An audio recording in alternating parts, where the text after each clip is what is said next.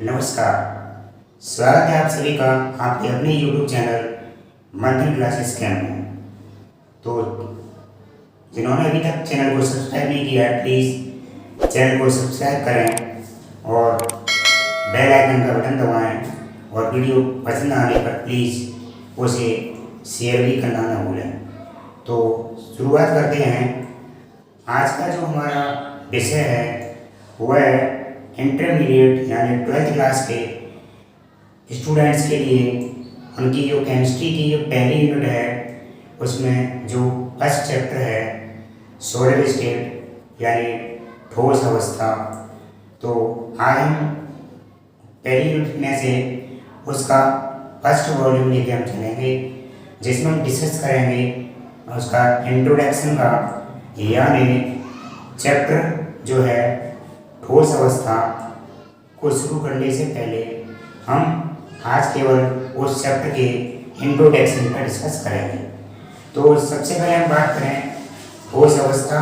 तो ठोस अवस्था को समझने से पहले हम बात करेंगे पदार्थ यानी सबस्टेंसेस। यानी सबसे पहले हम डिस्कस करेंगे कि पदार्थ क्या होते हैं या मैटर क्या होते हैं। तो यानी किसकी बात कर रहे हैं हम? पदार्थ या मैटर या सबस्टेंसेस। तो पदार्थ भी किन्हें कहते हैं?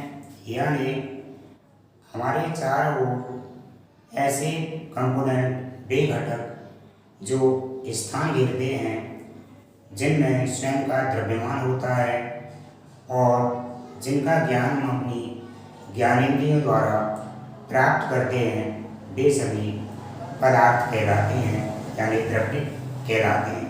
यानी हम बात करें पदार्थों में तो पहली प्रॉपर्टी क्या है कि ये स्थान घेरेंगे, यानी पदार्थ स्थान घेरते हैं। दूसरी बात महत्वपूर्ण है कि इनमें द्रव्यमान होता है यानी मास होता है। और तीसरी बात हम क्या करते हैं, जो हमारी ज्ञानेंद्रियां हैं, ज्ञानेंद्रियां, तो ज्ञानेंद्रियों के द्वारा हम ज्ञान प्राप्त कर सकते हैं। ज्ञान प्राप्त करते हैं। यानी हम बात करें तो पदार्थ या द्रव्य वे घटक हैं जो कि स्थान लेते हैं, जिनमें स्वयं का भार होता है और जिनका ज्ञान हम अपनी ज्ञानेंद्रियों द्वारा प्राप्त करते हैं, वे सभी हमारे पदार्थ कहलाते हैं। तो आप क्या कर सकते हैं, पदार्थ की या जो द्रव्य या मैटर है उसकी डेफिनेशन को आप अंग्रेजी में आप नोट कर सकते हैं, जैसा कि आपको बोर्ड पे दिखाई दे रहा है। तो आप उसकी को अच्छी तरह से पढ़ेंगे तो आपको निश्चित ही समझ में आ जाएगा। तो आप देख रहे होंगे कि anything occupies space have mass known as matter या सबस्टेंसेस।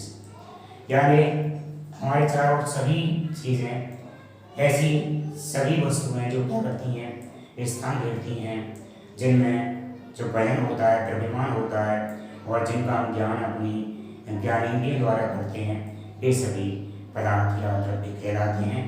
फॉर एग्जाम्पल बात करें, जैसे ये डस्टर है, ये मेरे पास मार्कर है।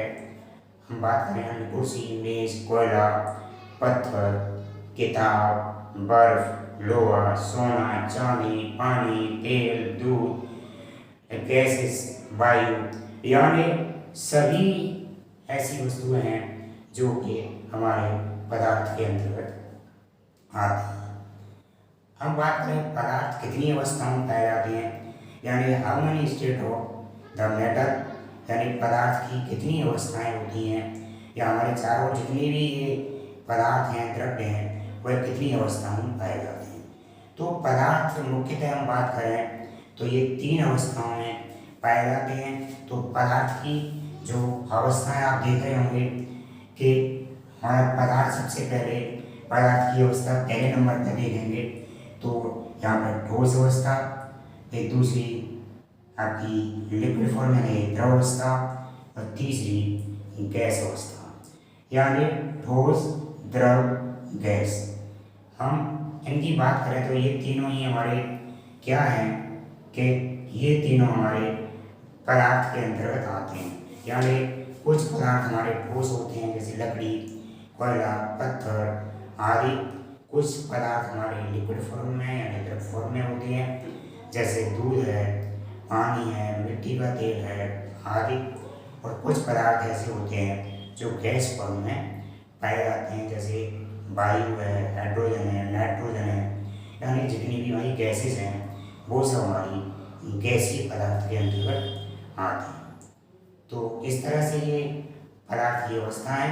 अब हम बात करें कि ठोस, द्रव, गैस इनको कैसे आइडेंटिफाई करें तो देखेंगे आपको या तो ठोस वे होते हैं जिनका आकार, आयतन और दोनों ही निश्चित हों तो वो हमारे क्या कहलाते हैं, ठोस कहलाते हैं।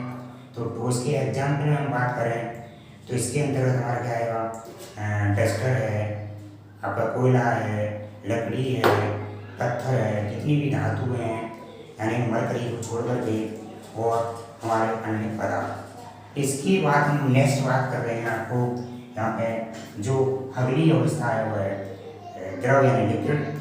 तो लिक्विड क्या होते हैं, ऐसे पदार्थ, ऐसे द्रव्य जिनका आकार अनिश्चित होता है और आयतन निश्चित होता है। यानी आकार अनिश्चित इसलिए हुआ कि हम जिस बर्तन में रख दें वह उसी की शेप ले लेते हैं, इसलिए जितने भी द्रव होते हैं उनका आकार अनिश्चित होता है लेकिन आयतन निश्चित होता है। और अंत में हम बात करेंगे गैस की। तो गैस में हमारे ऐसे पदार्थ, ऐसे द्रव्य आते हैं जिनका आयतन और आकार दोनों ही अनिश्चित होते हैं, यानी न तो आकार निश्चित होता है न आयतन निश्चित होता है। तो इस तरह से आपको यहाँ एक फ्लो चार्ट में दिखाई दे रहा है कि हमारे ठोस क्या हैं, द्रव क्या हैं और गैसेस क्या हैं। तो इस तरह से हम ठोस, द्रव और गैस में अंतर हैं।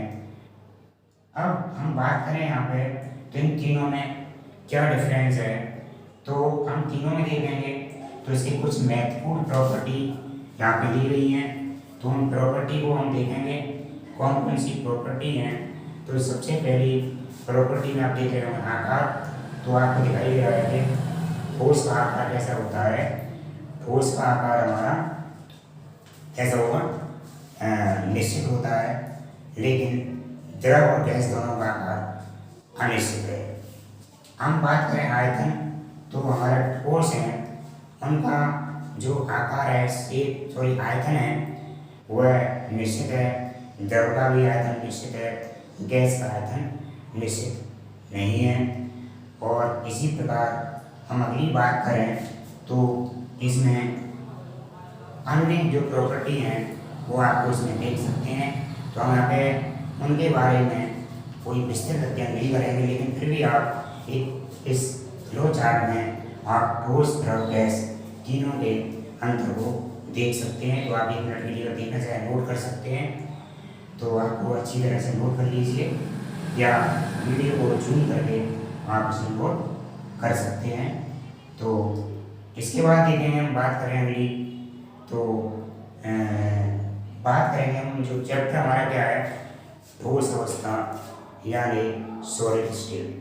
तो सॉलिड स्टेट में हम यहाँ पे इसमें पढ़ेंगे कि ठोस क्या होते हैं, ठोस की क्या क्या प्रॉपर्टी हैं और ठोस कितने प्रकार के होते हैं।